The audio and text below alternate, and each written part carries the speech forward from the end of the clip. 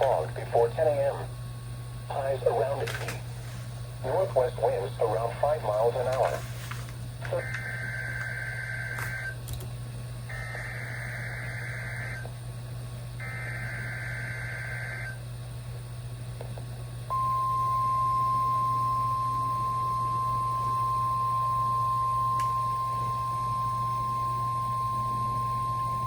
This is the National Weather Service Office in State College, Pennsylvania.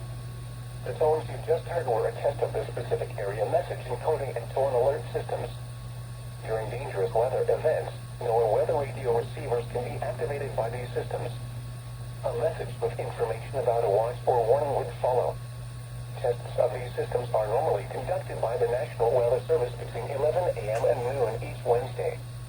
If there is a threat of severe weather, the test may be postponed until the next good weather day.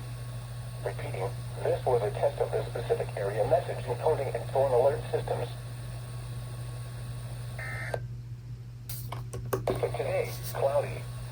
A chance of showers and a slight chance of